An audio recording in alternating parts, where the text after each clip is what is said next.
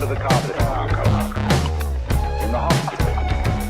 They try to keep you alive utter desperation. They won't know the mockery.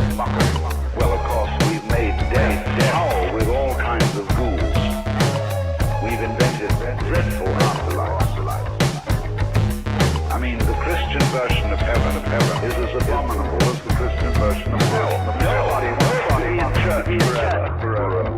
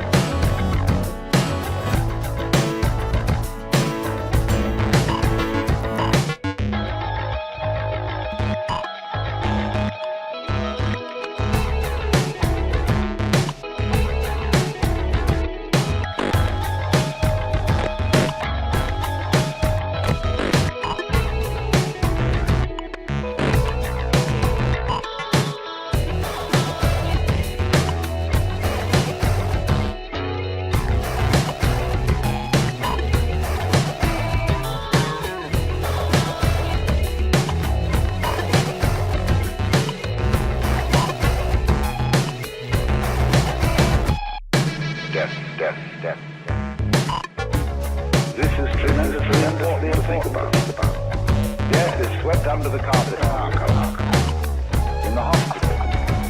They try to keep you alive from utter desperation. They won't know the mockery. Well, of course, we've made death howl with all kinds of ghouls. We've invented dreadful afterlives. I mean, the Christian version of heaven is as abominable as the Christian version of hell. Nobody wants to be in church forever.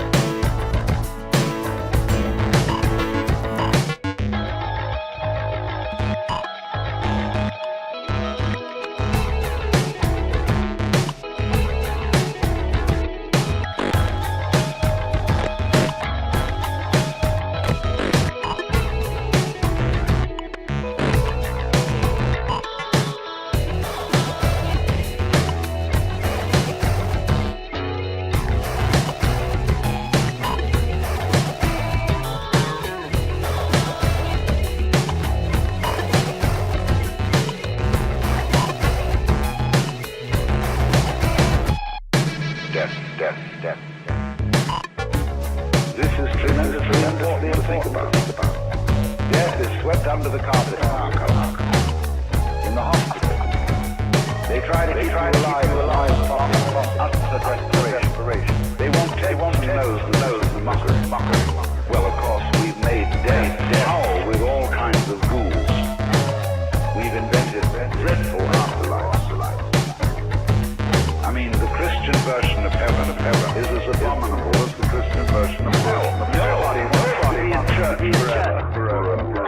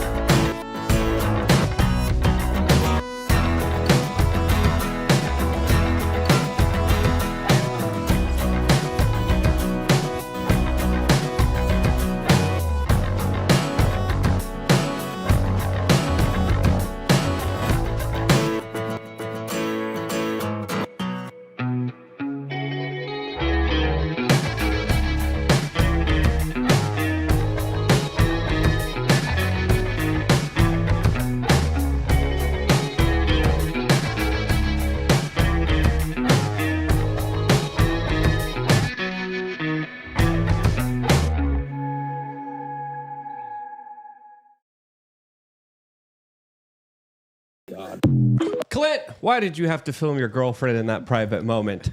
Welcome back, beautiful and amazing human beings. My name is Luke Radowski here of thebestpoliticalshow.com. As of course, we are going to be going live for the next 2 hours as we have a lot of very crazy and wild news to get into on this particular broadcast. As of course, we have a lot of very interesting people in studio with us here today to discuss all the latest news surrounding Donald Trump, who now is being accused of mass deportations, of getting out of NATO, all accusations from Hillary Clinton.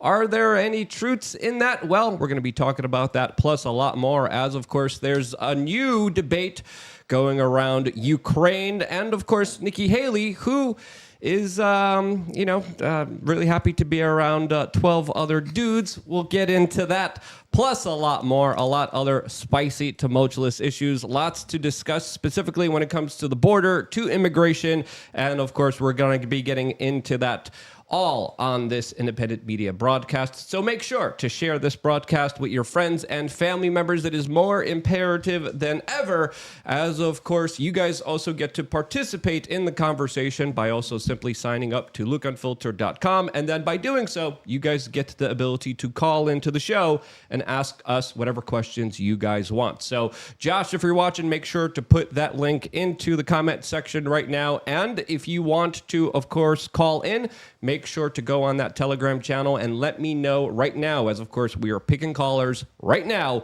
Those callers will be happening in the later portion of this conversation on Rumble. We, of course, also appreciate any Rumble rants, any super chats, and of course, we prefer you guys use mysuperchat.com, a website that, of course, allows you to have your text show up on screen and just gives a 3% service charge. YouTube Super Chats, 30% service charge. MySuperChats.com, 3% service charge. And, of course, we will be making sure to be addressing all of your comments and concerns, as, of course, there are so many different things to get into today. And joining us for this particular conversation is Alex Brusewitz.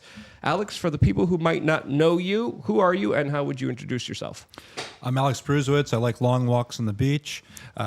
I do like that, but that's not who I am. But I own a political consulting company called X Strategies, LLC. We work to get America First conservatives elected to House, Senate, governors, and we work very closely to make sure that President Trump is the next president of the United States. And so that's what we're focused on right now. And besides that, I am a notorious Twitter troll and try to make rhinos like Adam Kinzinger cry on a regular basis. Your trolls are pretty epic. Your trolls are definitely extremely effective in this kind of political landscape. We're going to get into, I kind of want to ask you, I think this is a more fair question to ask you on Rumble. What was your kind of most epic troll? So we'll keep that one in the background. And of course, if you don't like long walks on the beach, you're probably a liberal. Right, Clint? That's right. When's the last time you walked on the beach? I've never done it. Just America first, baby. Never walk on a beach. Clint Russell, host of Liberty Lockdown. I already like this guy. He doesn't like Adam Kinzinger. He is my people, clearly. I'm also the host of Tower Gang and the co-host of the best political show. Make sure you pick up your phone right now and go to your favorite RSS or podcatcher and search for Liberty Lockdown and then search for Best Political Show and then press subscribe on both. We got Steph on the buttons. Hey everyone, this is Steph. WeAreChange. Happy to be pushing the buttons. Let's go. And speaking and commentating and giving us Of your course. perspective. So we're excited to have your point of view as well. As of course, we do provide some very interesting commentary on current event issues. As of course, the thing that everyone is talking about right now is Hillary Clinton, an old, unhinged woman who is launching some very serious attacks against Donald Trump that some of her supporters are saying, hey, if he's going to do those things that you're accusing him of, that's actually a good thing, as Hillary Clinton is now saying that Donald Trump will be withdrawing the United States from NATO if elected, and on top of all of that, going to militarize the police, use the army, and round up people. Again, as Modernity News highlighted, this is just deranged ramblings from an obsessive Clinton person who doesn't know when to call it quits, as of course she recently came out and also attacked Joe Biden, which I thought was very interesting. But you do see her kind of trying to push her way into the political discourse as everyone's discussing the kind of elder age of Joe Biden, with even the New York Times editorial board recently firing shots against Biden. So Hillary Clinton, is she going to try to sneak her way in there? But before even getting into that, her comments are kind of crazy and I think not true at all. Yeah, well, I think it's fascinating that Hillary Clinton is attacking people's age. And I mean, few people have aged worse than Hillary Clinton. When you look at people and say, who has aged worse than Joe Biden? A lot of people will raise their hands and say Hillary. And so I'm not saying that. Other people are saying that. But to get to her comments about President Trump and NATO, that seems to be the new talking point coming from the left. You see the talking heads from deranged Joe Scarborough and crazy Mika on MSNBC and all of the CNN folks. They're talking about this NATO stuff. President Trump never said he would withdraw us from NATO. He's been very clear on it, even when he ran in 2016, that he believes that every country that is in NATO should be paying their 2%, their fair share. And he was working very hard during his first term to get people to pay their fair share. And he was using, strong arm tactics sometimes. But it shouldn't be on the American taxpayer to defend every nation on earth, and especially when we're neglecting our own. And so, I agree with President Trump's comments. If these countries aren't paying their fair share, then we should reconsider, should they still be in this alliance? And obviously, we want to protect as many people as we can, but it should not be on the backs of American taxpayers only. And that's what President Trump was saying. And he also has a track record of 4 years of incredible foreign policy success. He never once, pulled us out of NATO, but he was getting countries to pay more. And I believe that he will get back to that if he is our next president, and he will certainly get these countries to pay their fair share. And just to clarify, to be a part of NATO, you have to spend 2% of your GDP as a country on military personnel and hardware and equipment, and many of the countries a part of NATO are not doing that at all. Right. Poland, I think, is spending nearly 4%, and it's spending more than any other country in NATO, from what I believe. And a lot of Trump supporters are saying, hey, this is actually a good thing if Hillary is correct here, but she's not. And as you pointed out, Trump's major kind of talking points here, specifically with NATO, is that, hey, if you guys want to finance this war in Europe, the European countries should pay for it. Now, personally, I come from the camp like, okay, when discussing NATO, I think there's a lot of different things to talk about, especially its history, especially its promises. But it's interesting that Hillary Clinton is literally bringing up something that Trump supporters want, but Trump's not doing. So people are like, she's playing 4D chess. I don't think so. I think she's desperately just trying to emotionally manipulate as many people as she can, as the corporate media and the Democratic establishment are saying, if Donald Trump becomes president, the Ukrainian people will lose. Yeah. But they fail to realize they're losing already. It's just fear mongering. And 2 weeks before that, the media in lockstep in, Hillary Clinton, they're all echoing the Trump's going to be a dictator day one policy. That was in the news cycle for 10 days. And then now the NATO thing. And then next week it will be something else. But all these people have to do all they can do is fear monger and lie. President Trump, I believe, is correct, demanding these countries pay more if they want protection.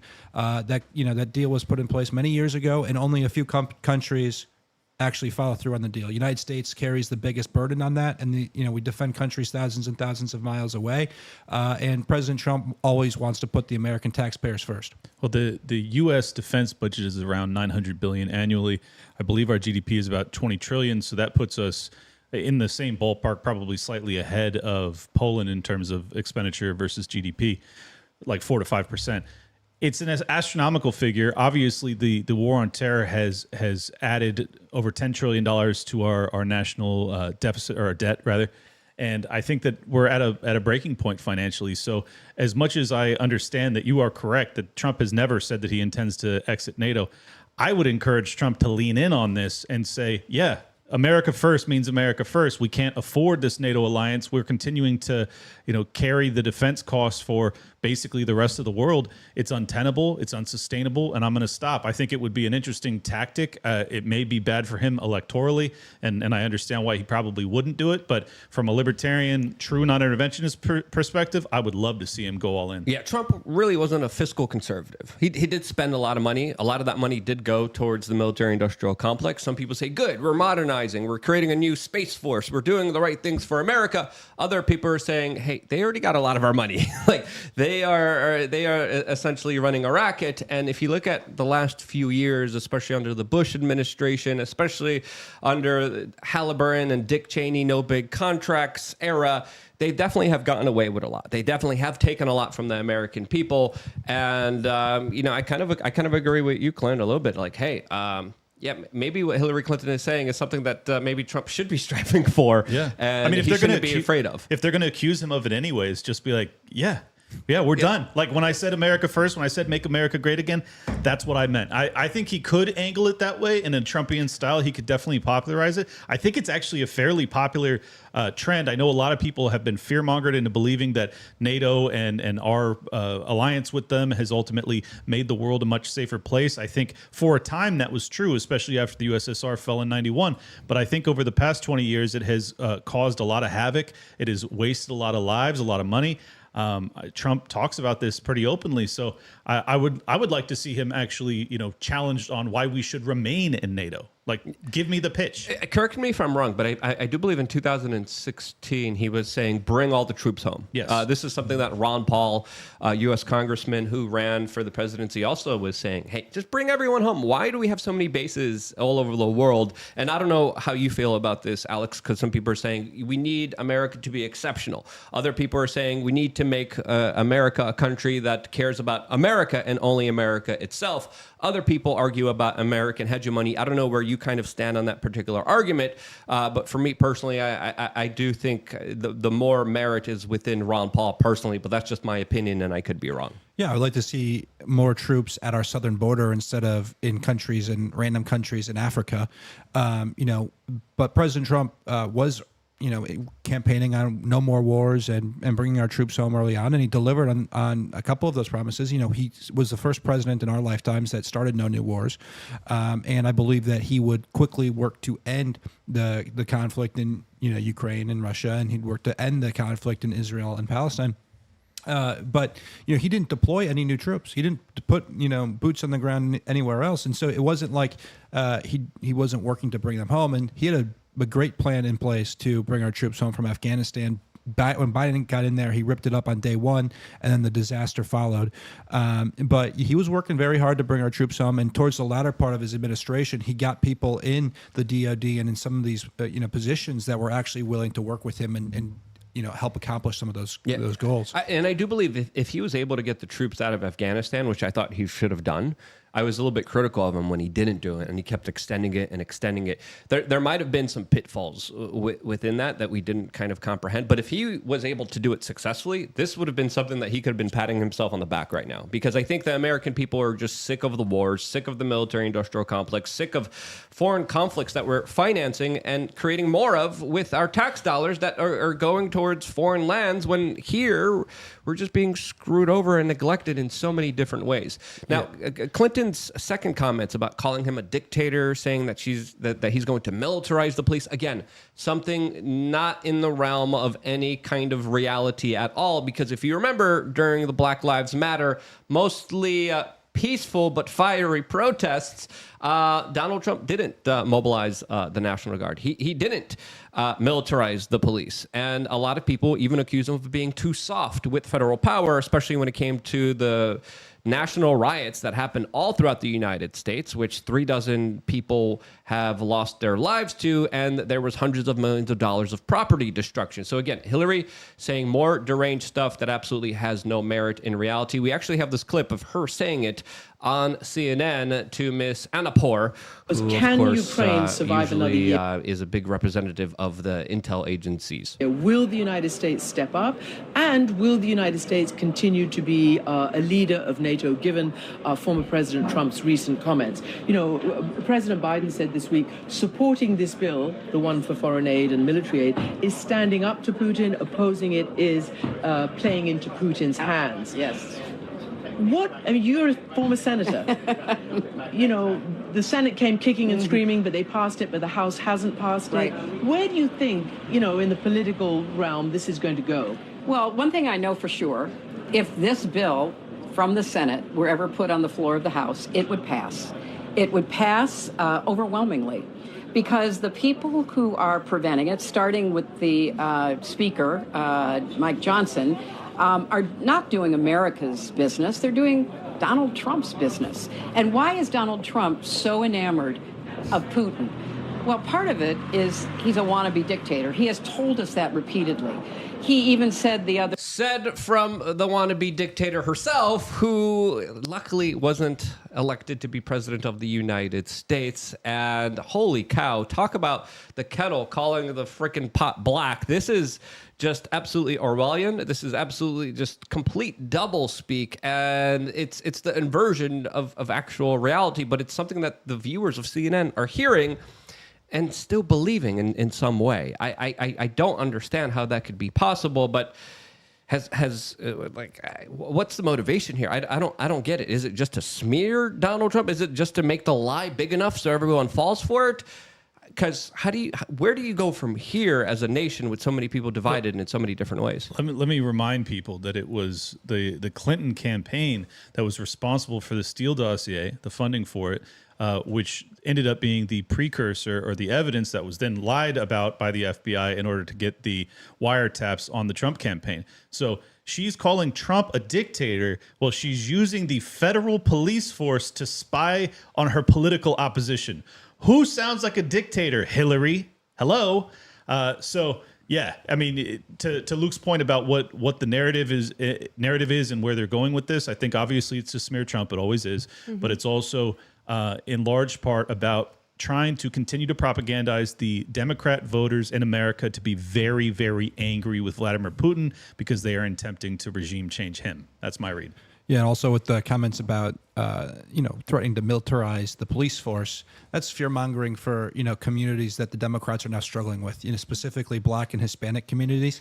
We're doing incredibly well with the polling with these communities, and the Democrats know it. If you look at Biden is starting to do presidential general election ads. He was starting to do them 3 months ago, specifically targeting Atlanta, Philadelphia, Chicago. He's terrified that he is making enemies within Black voters and Black communities. And so that new thing about the President Trump's going to militarize the police, that's specifically targeting that community. And I don't think they're going to fall for it, because I do think that they remember how we did in 2016. I would have liked to see states get the National Guard out, quicker to end those riots. That is not something that the federal government has control over. They don't control the National Guard. That's a state thing. And so it would be a massive overreach on Trump's part had he done that. Right. And so I believe he did call for certain states to act. I believe he called for Minnesota to act, and the Democrat governor of Minnesota refused and virtue signaled and all that BS. And so it's the governor's call, though.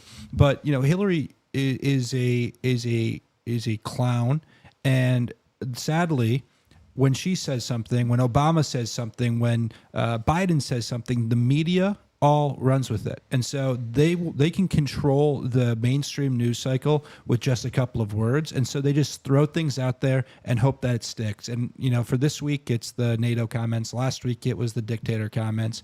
This upcoming week, it will be something else. But fortunately, your program gets more viewers now than the average CNN show, and then fake news does not have the ratings it once had. And it's crazy because it's the Democrats that are weaponizing the DOJ. It's the Democrats that are going after people for walking around the building or expressing political opinions or sharing memes.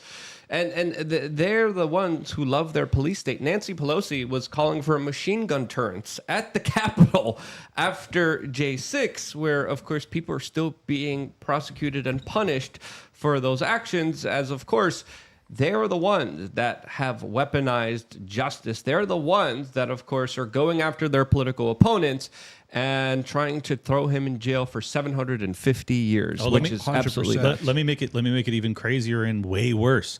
They're also the ones that are propagandizing the American people, saying we have to stand and defend democracy when it comes to Ukraine. Ukraine, who just imprisoned an American journalist, who just canceled its elections, who canceled opposition parties, who nationalized the media. These people don't have any principles whatsoever. It is all deception. They're saying that Putin's the dictator. Well, Zelensky acts just as aggressively as one, if not more so in certain regards. It's an absurdity. And they're certainly losing the narrative war. On all public polling, when the war first broke out in Ukraine, American people believed that we should have stepped up and helped. And over the course of the last 2 years, the polling has gone drastically against their favor. Like, it's now almost split 50-50 on should we be involved or should we not. And so they know they're losing the media, the narrative war. I believe Elon Musk buying X has really helped, the American people push back against the regime. And so they know that they're losing control, but they're still trying to throw things against the wall. And I believe that they're hoping that Facebook and YouTube and some of these others will play a role in suppressing some of the narratives eventually. We got some super chats that we should read really quickly. We got one from Heidi K saying, I live in the district where Alex is running. I'll proudly support him. I don't think you're running, but that's a super chat that we got here. Well, Heidi, I appreciate the hypothetical support. I am not a candidate yet. I have not declared. I've not made a decision. I just spoke in the district this last weekend, and I'll be out for a couple more events, one on March 16th in Brown County, and then another on March 23rd in Waupaca County, speaking at both their Lincoln Day dinners.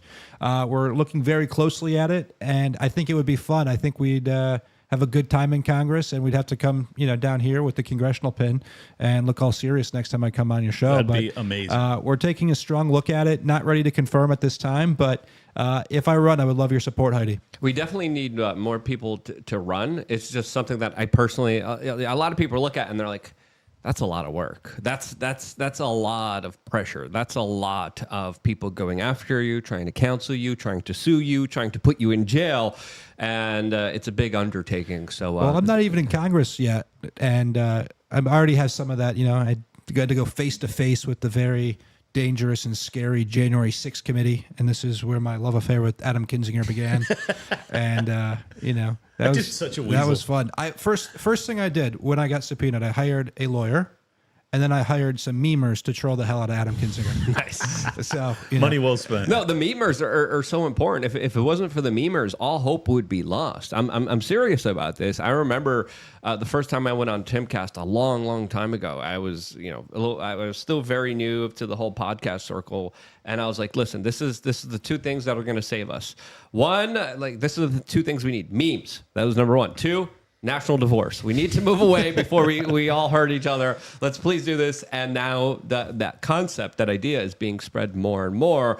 And seriously, if you're looking to reduce harm, that might be one way. But we could argue that in a little bit. We got another super chat from Coty Swiss saying, where does one sign up to help with the mass deportation effort? It probably won't happen. DonaldJTrump.com. And let's be honest here. It probably won't happen. Let's just be real. Candace Owens, when she was on the show that I was on, she was like, yes, we need mass deportations. But let's be honest, I don't know how you feel about this, but I don't think under a Trump administration that would happen. Well, I think that there will be significantly more deportations and fewer people that we need to deport. There's, President Trump got illegal immigration down 90% during his final 2 years in office, just with, Remain in Mexico. He had Mexico put troops at the border. He had a lot of these deals in place. And so, I think there's like 200,000 apprehensions each, month, if not more right now. There's 250,000 in December. His was down to 20,000. Yeah. And so, 90% lower than it is right now. And so, but I do believe that certain people need to go back.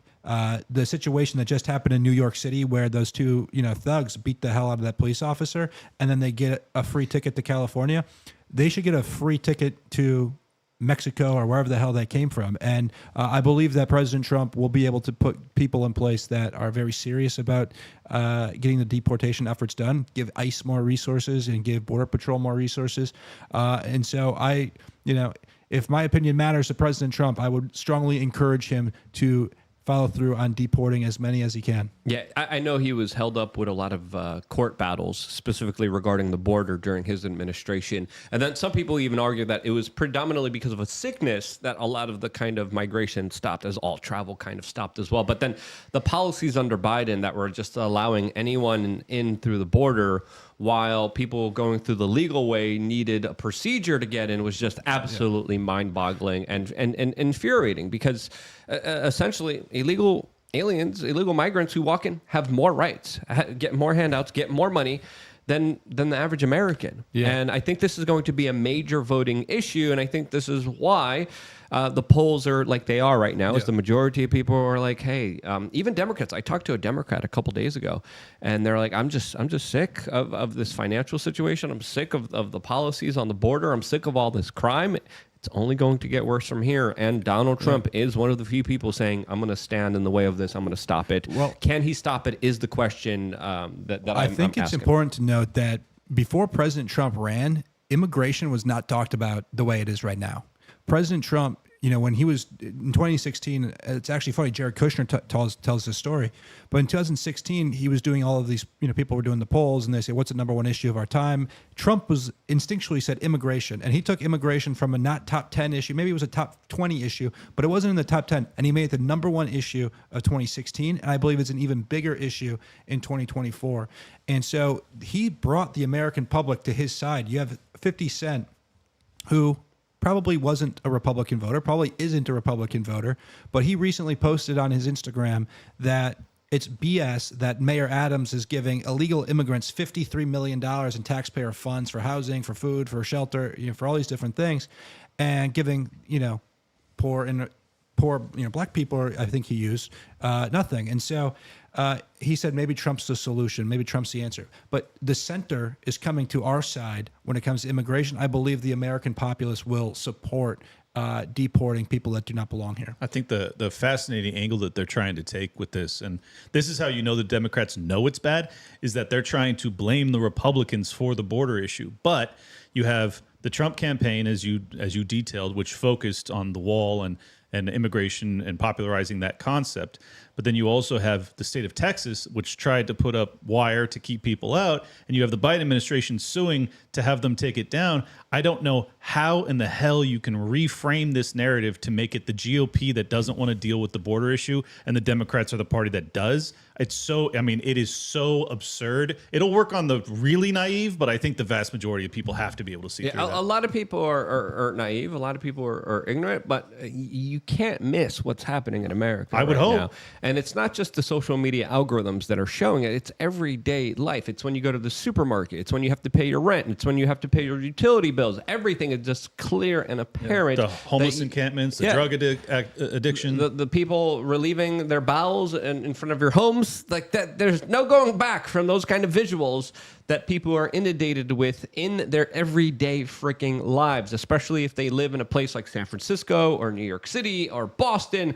As of course, life there is just absolutely miserable. I still have some friends in some major big cities, and they're like, holy freaking cow. It is absolutely just as bad as you say, plus 10 times worse. Yeah. And I think this is why this leads in perfectly to this next article by the Daily Mail that is detailing how Trump has a 71-point lead ahead of Nikki Haley in the upcoming Texas primaries. As of 71. Course, he is gaining more momentum just 5 days until the, quote, do or die South Carolina primaries. Now, again, he was just found guilty. He's facing so many different court battles. He's being prosecuted politically. He's being punished because he represents the political opposition party, because he represents the American people who are sick of the Biden administration. And the more they attack him, the more popular he becomes. Nikki Haley, again, globalist stooge, corporatist stooge, essentially expressing a lot of the same ideologies as a lot of the other World Economic Forum puppets out there. But how is she still in this race? This makes no sense at all. What else do they have up their sleeves? Because there's really no other way that she's running unless there's going to be more dirty tricks ahead of Donald Trump. I don't know if you're looking at the kind of political map here, but she has no chance of winning. What do you think the larger play is here? Yeah, I believe it's just trying to financially hurt President Trump. And the longer she stays in the race and the more money that, the Trump campaign has to spend entertaining her in this primary, because, you still have to entertain her because there's still, a race going on. But there's already been almost $400 million spent trying to take out President Trump this year, whether it was DeSantis, and I believe DeSantis did do the right thing after Iowa by dropping out after he got blown out. I wish Nikki Haley would have done the same thing. But $400 million has been wasted. Meanwhile, Joe Biden is getting to save his war chest. He just bragged about recently that he has $150 million or something like that cash on hand. So the Democrats get to save all of their ammo for the general when it matters, and it's going to be a $1 billion plus race on both sides. And so the more money that she wastes on this, and it takes more resources away from our ability to win the general election. And I believe that's ultimately her goal. She is being used as a puppet of the Democrats because that's primarily who's funding her campaign. And the goal is to try to, drag this out as long as possible, maybe do a brokered fight at the convention and just, be a distraction. When we should be able to be 100% focused on defeating Joe Biden, we have to entertain Bird Brain and her 12 fellas. I tend to think that Yeah, I think that's certainly part of it, is that they're just trying to drain his coffers. I also think that they're holding out hope that there will be some court case that comes down that puts him in prison or makes him disqualified to run. I still think that there's major constitutionality questions with that, and I hope it doesn't come to that, because I think the country would be in a terrible condition if that were to come to pass. But I just really hope that they're not spending much money on these races, in these primaries, because he's up by 50 plus points in basically every state. Like, you don't need to spend money, so I hope that they're spending it wisely, if anything at all. Yeah. Nikki Haley's running a lot of interesting social media posts that are kind of dunking on herself. So you don't need to really dunk on her. As of course, what you just said, Alex, is very similar to what the Trump campaign just said, as they described Nikki Haley as Biden's best surrogate. And it definitely does seem like it, especially with this race being prolonged. And the last presidential election, there was an incredible amount of money spent on election ads. And I believe we're on the pace of outpacing that election, as of course they're going to be spending a lot of freaking money. And I don't know about you, but I think it's going to be very close. I think it's going to be a lot closer than a lot of people think it is, because of ballot harvesting, because of the Democratic voting efforts in major cities, because of the demographic shifts and the changes that we're seeing in places like Atlanta, that we're seeing in places like Pennsylvania. I think the last kind of midterm elections in 2022 were a big kind of shock to the Republicans. And I think this is just me personally, and a lot of people are already kind of celebrating. They're taking the victory lap. They're saying we're going to win no matter what. It's clear. I don't think it is. Yeah. I think that step could be a part of a larger plan to make people feel comfortable, just like they made Hillary Clinton feel comfortable in 2016, when in reality it's going to be a nail biter. Yeah, I think, to ease the minds of some of your viewers that might be supportive of President Trump, I know that they do not take anything for granted, that they are working hard every single day and are basically planning for a very close race, and we're going to need everybody to turn out to vote. Okay, and in states where ballot harvesting is allowed, and some of these different voting measures are there, we're going to be playing with the rules that time, as they lie. And so we need to win elections before we can start changing election laws. And so we have to ballot harvest where we can. We have to do the drop boxes where we can. And so we've gotten a lot more sophisticated in electioneering. I think we've learned from 2020, we've learned from 2022. But a big problem with 2022 is also that we were underfunded.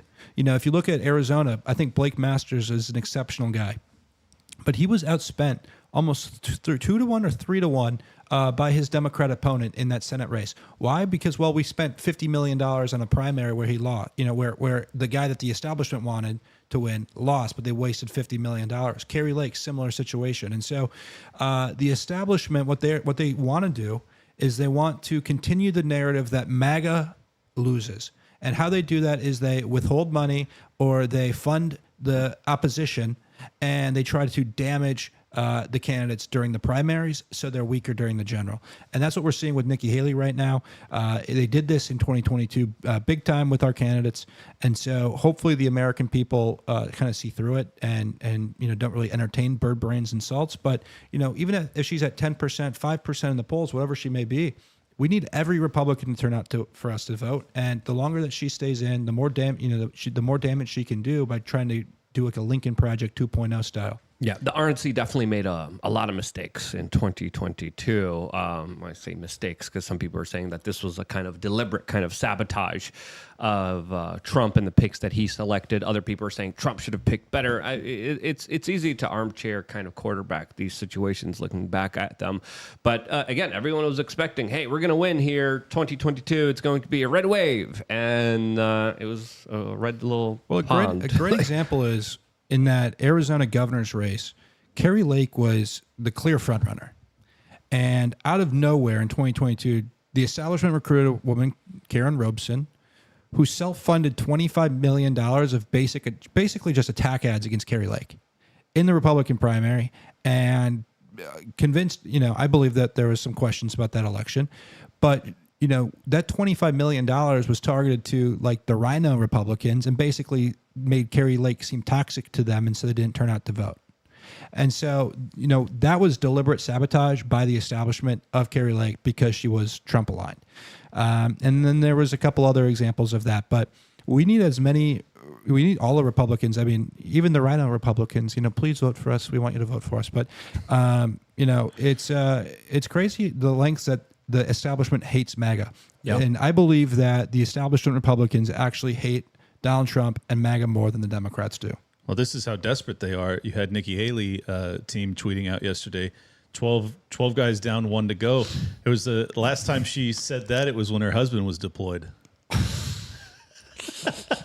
Clinton here writing jokes. I saw her speaking in front of Boeing, but instead of Boeing, it said hoeing. Oh, that's good. In response to that as well, the memes there are absolutely incredible. But Did you see one of the gentlemen that she allegedly slept with? No, I have not. I don't think I want to. They were no. He seems like a nice guy, whatever. But somebody made a meme of. I think it's the Dilly meme team. I don't know if you guys follow them, but they're absolutely hilarious. But somebody made like a meme rap video of Nikki Haley and this dude in the back of a Cadillac Escalade, and the guy in question ended up, responding to the meme and said it wasn't an Escalade, it was an SRX. Oh man, Nikki busted homegirl. In more ways than one. Yes. We got to save some of this humor for Rumble. Yes. Has anybody done anything to, like? It seems as if there's nothing you can do to reform the fact that the GOP is dumping money into non-America first GOP candidates. Like, is there reform that's possible? I think there needs to be more dialogue between all parties, and I think if you look at what's happening with the Senate races this cycle, there's a guy named Steve Daines in charge of the NRSC, and people have mixed opinions on him. But I'll say that he's done a much better job of trying to have communication with the MAGA Republican side. And so, like in Arizona, the National Republican Senatorial Committee, which is the establishment funding arm of the Republican Senate, endorsed Kari Lake. No primary there.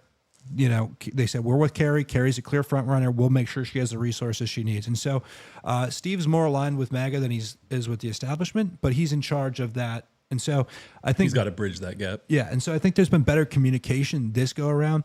But we can't change the fact that these people hate us. And clearly there's people who want to make America first, and then there's neocon establishment warmongers that are bought off by the establishment. We saw this with Kari Lake, who secretly recorded, what was it, the Arizona head of the Republican Party, saying specifically, hey, we'll buy you off. Just stop running. Just shut up. Just know your place. Get out of this political race here, and we'll bankroll you. We'll give you all the money that you want, and essentially asking her to sell out, which she refused, which is very honorable. Very few people do. Let me just point out real quick. That's the exact opposite in my estimation. I can't prove this, but I would bet you anything when Nikki Haley came out of the United Nations and then she went on to that board of Boeing, I bet you that was one of those deals where they said, hey, you wait until 2024, then we'll give you a sweet payday. This is like standard hat. Like, this is what they do. Well, before politics. She became involved with Boeing, she gave a press conference and saying, I will not run against the president. I will not run against President Trump. And so maybe that had something to do with it, because they knew that she would keep the Ukraine funding flowing. But, exactly.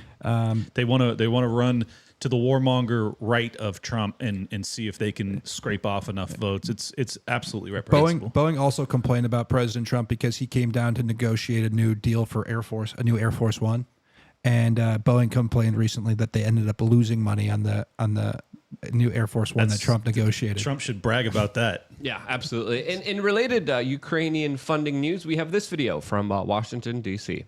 If you can't give us some financial support, okay, please give us a credit. That, of course, being that's not a real video. That's a doctored video of Volodymyr Zelensky asking for more money, as it looks like the House has voted down the military aid spending bill and will not be supporting Taiwan, Israel, and Ukraine, as Joe Biden has come out and said that the House Republicans are, quote, making a big mistake by not approving more Ukrainian aid when asked if the GOP has, quote, blood on their hands for Navalny's death, and reveals he's considering more sanctions on Putin. Again, more sanctions, yeah, those clearly worked, as of course we got some latest videos from Tucker Carlson highlighting how it didn't really work. We're pushing Russia to be more aligned with China, which is a disastrous situation for the United States, as of course the U.S. petrodollar is being questioned, as of course the U.S. national debt is going up. I don't think it's a big mistake. I think it's finally America saying, hey, maybe financing endless wars that can't be won, maybe that's the first step in addressing the larger problem that the United States helped cause here. That's just my 2 cents here, but I don't see this as a big mistake. I don't know how you guys see it. I am thrilled beyond belief. This is the 3rd or 4th time that this bill has been repackaged and reattempted to pass. It's unbelievable.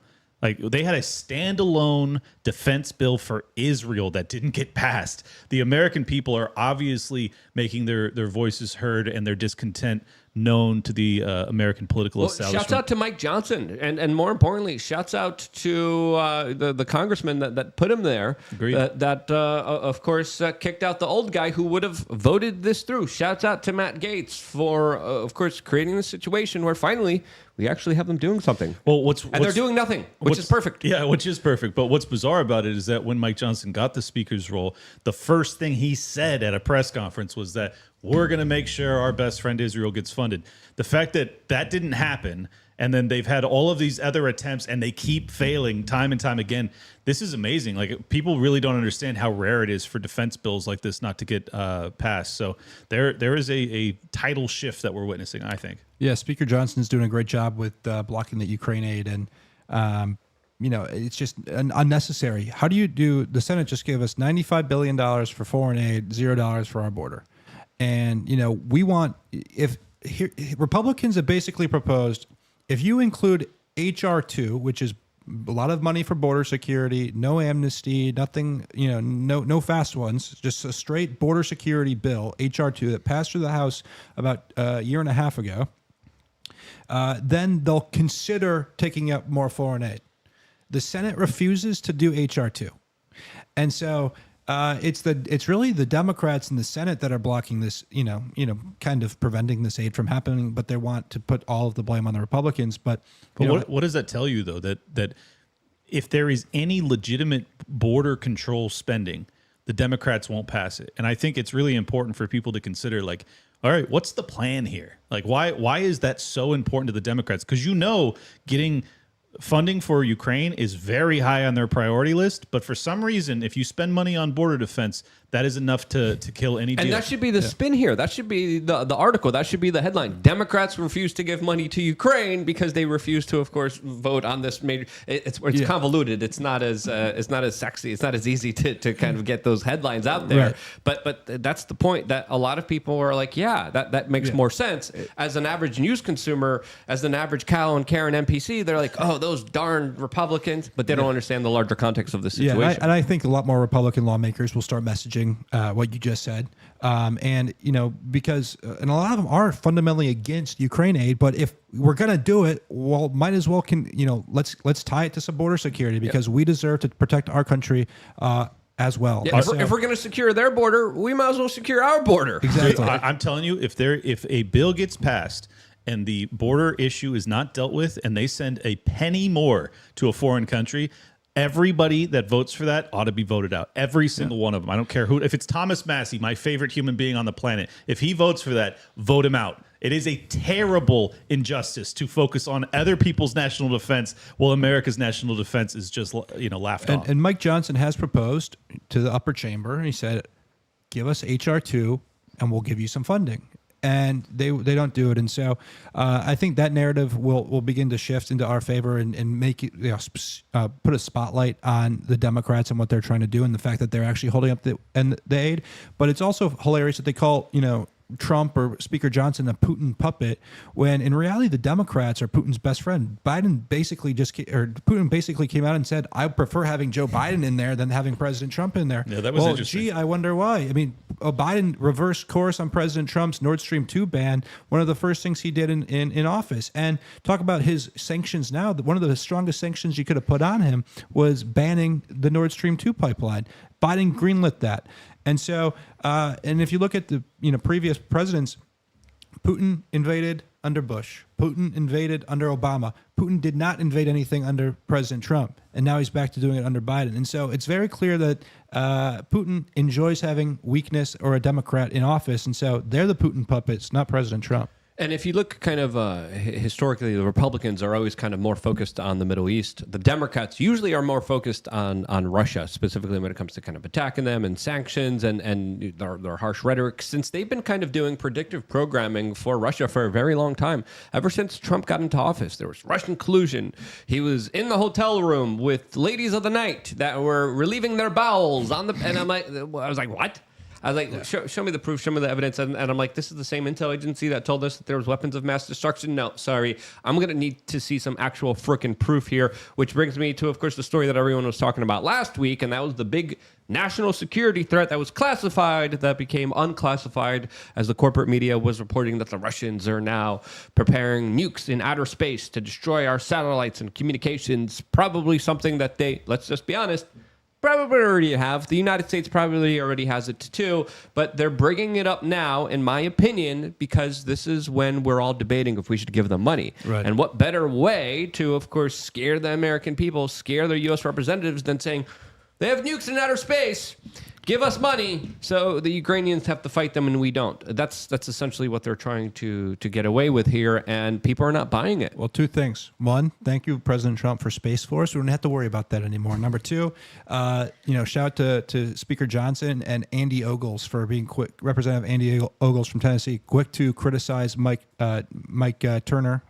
Wait, is that his name? I believe it's Mike Turner, right? From Ohio, the Intelligence Committee chairman. I'm not sure, to be honest. In fact, they're asking for him to be removed from the chairmanship of that committee because of that stunt.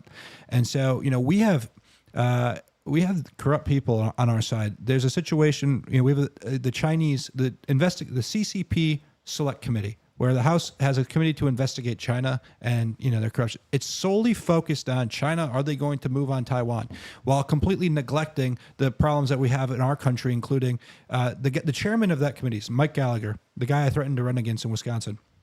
He sits as the chairman of the CCP Select Committee. He voted to defend Mayorkas. He didn't impeach Mayorkas. We have a problem right now where 20,000 Chinese nationals came across our border in the last year. We have Chinese fentanyl that's coming into our country, poisoning our people for... In the last month, 20,000. 20,000 last month. Sorry, You're right. But we have thousands of people coming across our border being funded by the CCP to infiltrate our country. We have fentanyl from China killing our people. And he votes to defend Mayorkas. They want us focused on all of these foreign conflicts while neglecting what's actually happening here. They want us focused on Russia while China is playing the long game and infiltrating our country and infiltrating our schools and killing our people. And so, I think the American people are seeing through it, and they're not going to go for the Russia hoax much longer. Yeah, there was a member of the U.S. Intelligence Committee in Congress that literally slept with a Chinese spy.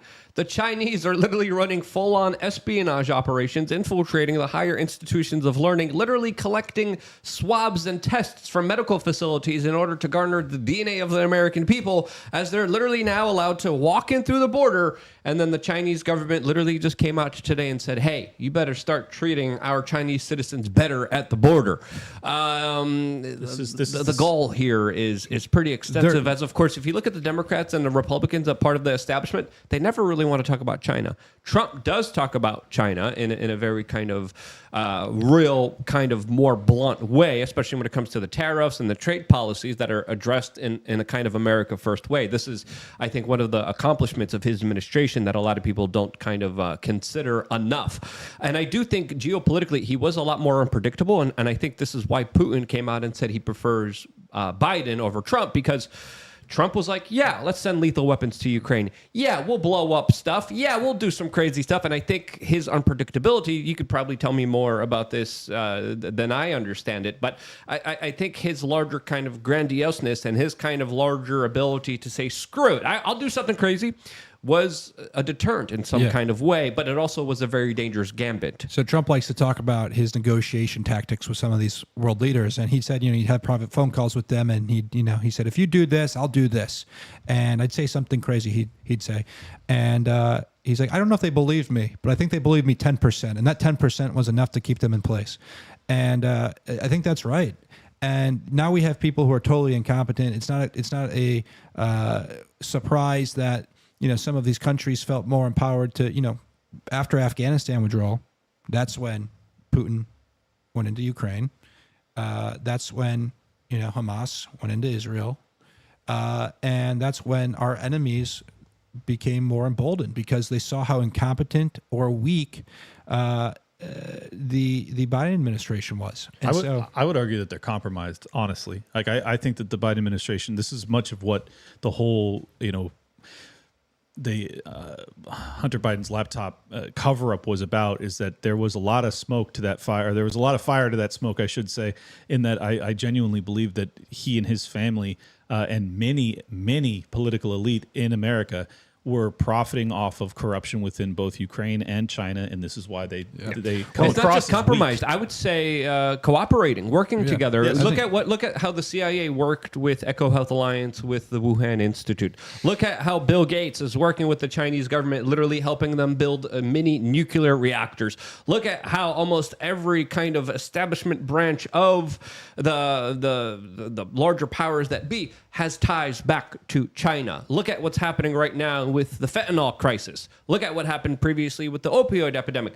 A lot of this is in connection with China, and I think this is why the establishment doesn't see China as a threat. That's because they're working with China against the American people. And now a blind eye with the Chinese immigration, which is skyrocketing, 20,000 over the past 30 days. We've never seen numbers like that before. And there's a new report that just came out with the Daily Mail that CCP, Beijing, is about to make $100 billion off of American taxpayers because they basically have a monopoly over renewable energy, minerals and material.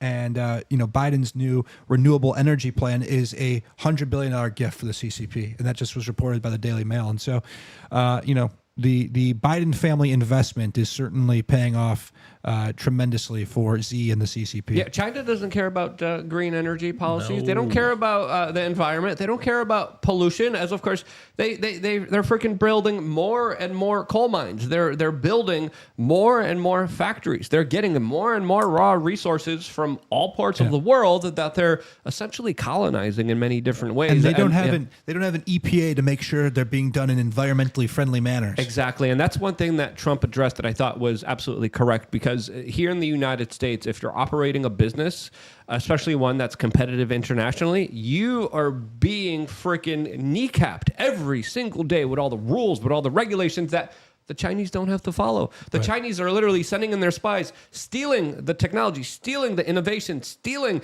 everything that the Americans worked so hard for, and they're just bringing it into their slave factories where they make their iPhones and they make the Nike sneakers and they make everything else that we consume and we buy every single day with very little tariffs, with very little frickin' no tariffs everywhere. That would be my policy. But if they're going to have a tariff, why don't we have a tariff? That's the question that Donald Trump proposed, and I thought it was a right one. And I think his kind of addressment of this larger kind of Chinese bull in the China shop was something that I thought was missing from any politician out there in the political landscape. And I think this is why there could be a potential, this is just my theory, of how the intel agencies in the United States that were working against Donald Trump, that were compromising him, that were lying to him, went to China and said, yeah, this guy doesn't like you too. Maybe we can work something up in the laboratory. Maybe we can make something together. Maybe we can make something happen that would create a very awful situation or a trap that Donald Trump might fall for. I would argue that he did fall for it. But I'm being very vague here, and I have to be very careful with my language, as of course we are still on Rumble. No, we're still on YouTube. Sorry. Yeah, we're going to be on Rumble in 5 minutes, and I have so many questions I would like to ask Alex about that I can't hear. So hang in there; it's going to get a lot more spicy. No, we appreciate the insight and perspective, because you definitely have your kind of pulse on what's happening a lot more than a lot of other people do.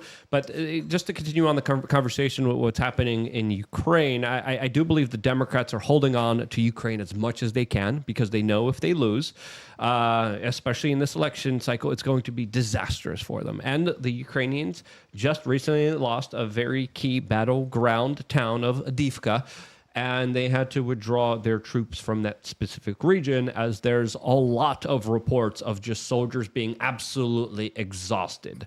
Not just exhausting the resources of the troops there, but also their missiles, also their ammunition, as we got a startling report from the Prime Minister of Denmark that literally came out and said the country gave away all of its artillery and ammo to Ukraine, as the Ukrainians are asking for more ammo and artillery that they don't have because they gave them everything. Here's a small segment of this clip that I think is very eye-opening. But if you ask the Ukrainians, they are asking us for ammunition now, artillery now. From the Danish side, we decided to donate our entire artillery. And I'm sorry to say, friends, there are still ammunition in stock in Europe. This is not only a question about production, because we have weapons. We have ammunitions. We have air defense that we don't have to use ourselves at the moment, that we should deliver to Ukraine. So that's... Now, Denmark, relatively kind of small country, but still very significant in the European Union, sending all of its artillery and ammo, and that's still not enough, with Ukraine saying, hey, please give us more. The Russian war machine, the Russian factories have been activated. They're in full steam ahead. They're producing a lot of the supplies that they're not running out of.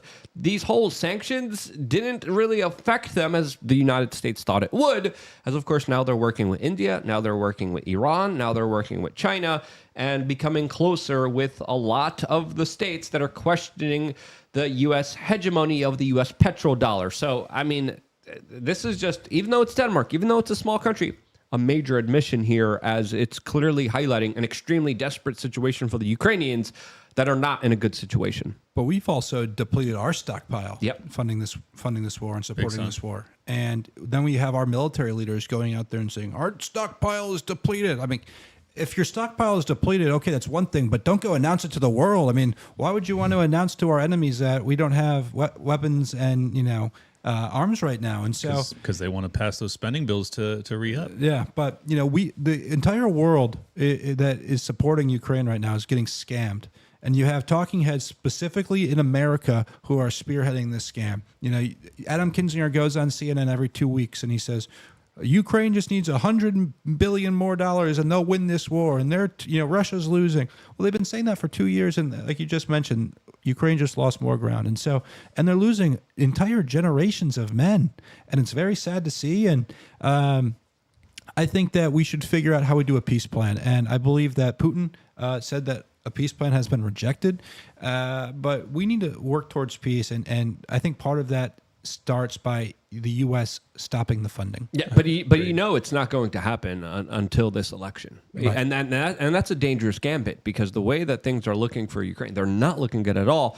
So they're going to be extremely desperate, and desperate people, do very desperate actions. And this is why the situation is, as I like to use my favorite word, very tumultuous, and only going to become more tumultuous from here. My producer, Josh, also wanted to remind everyone that this Prime Minister of Denmark is also a Bilderberg member. Adds up, makes perfect sense with what she is calling for. Clint, you want to say something? Yeah, I just wanted to really double down on the point you were making at the end there, that if the Ukrainians are forced to fight for another 9 months, which, make no mistake, that's basically what this is. They're conscripting. There was footage that came out yesterday of people with special needs that were being taken hostage on the front lines.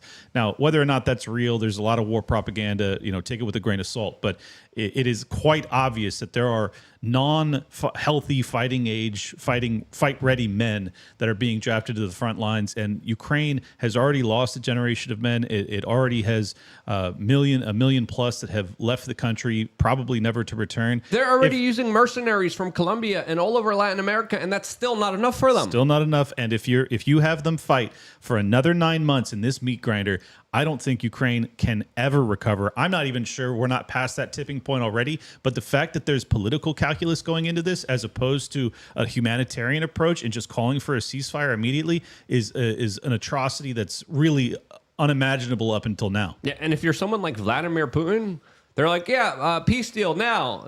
He's going to be like, niet. Why? Yeah. We invested so much. We lost so much. We're just going to keep going with this. As, of course, we tried to do a peace deal before. You didn't want one now. And geopolitically, they're going to be asking for a lot, especially with the tide of this conflict kind of turning with the fall of Bakhmut, the fall of Divka, and the larger kind of military moves that are being made by the Russians that are kind of signaling that they're going to have their own kind of spring offensive very soon, that a lot of people are expecting to be very devastating for the people of Ukraine. Again, a horrible situation for the people of Ukraine. I'm Polish. I have a lot of family in that specific region. Slavic people losing their lives to this huge amount is just absolutely freaking horrible. And from the very beginning, there should have been many efforts to try to stop the life loss. And sadly, there wasn't. Sadly, no one listened to the people trying to proposition detente, negotiations, peace. And sadly, the people of Ukraine are paying for the ultimate price. And some journalists are trying to say that Trump and all these Republicans have blood on their hands. No, the people who started this war, they have the blood on their hands, and they should be, of course, held responsible legally in a court of law for their horrible actions that have cost so many innocent people their life, their property, their country, and their lives. There's no going back from that. Talking to you, Adam Kinzinger, talking to you, Joe Biden, talking to you, Barack Obama, talking to you, Victoria Nuland. The list is long. Trump may have a footnote on that list, but y'all get the headlines. Don't get it twisted. Yeah. All right. We're going to continue the conversation on Rumble, where we're going to be talking about a lot of really interesting things. As, of course, the U.S. also has a proposal for a ceasefire in Gaza. What's that about? What's going on? As, of course, there's also bombings in Lebanon. There's also a lot of other things that we cannot discuss here that we are going to be discussing on a free speech platform known as rumble.com. You could find us by going to rumble.com/WeAreChange, or just by simply scrolling down, and we are right next to Don Jr., who's live right now, right next to us here on the front page of rumble.com. So again, just go to rumble.com. People are like, hey, man, send me the link. I don't feel like clicking. No, I won't. Get your big hand moving right now. Rumble.com. That's all you have to do. It's quick, it's easy, it's simple. And it really does matter since, of course, this platform, again, we invested a lot into this platform. We worked our butts off for this particular platform, and they're punishing us. They're screwing us over. They're getting rid of ads. They're downranking us. Rumble gives us an opportunity to finally be able to speak and say and do whatever we want, and we greatly appreciate that, as, of course, they put their money where their mouth is. There's many different legal court cases that Rumble is involved in. They're doing incredible stand-up work. You voting with your clicks, you voting with your attention is more important than ever. So if you're listening to this right now on Twitter, on Facebook, on Kick, on YouTube, go over right now to rumble.com, where we are live right now. And we, of course, will be continuing the conversation with Alex. But before we leave YouTube, Alex, where can people find out more information about you and your work? You can follow me on all social media platforms at Alex Bruzowitz. I know it's hard to spell, but I'm guessing it's going to be in the bio. Yep. We'll make sure Josh puts that in the bio right now. And so on all social media channels, and if you can't find me there, then you can probably find me on one of the Neocon Rhinos Twitter feeds melting down about me, and then they'll redirect to my page. You pissed off a lot of establishment Republicans. Good on you. Thank you. Thank you. We have a good time. I appreciate it. You're doing important work. Yeah, I didn't actually get to take my proper dig at Swalwell, who slept with Fang Fang. He then also sounded as if he crapped his pants during a live interview. He also threatened the American people with nukes. So not a fan. Not a fan of you, Eric. but you do smell bad. All right, Clint Russell, host of Liberty Lockdown. I got a new show actually where I break down this Hillary Clinton 5-minute interview with Christiane Amanpour. I go deep with it, and you can check that out on YouTube or Rumble. Just search for Liberty Lockdown and hit subscribe. I also co-host Tower Gang. Don't watch that. And thank you for watching. Hit the like button, subscribe, and share it around with your friends.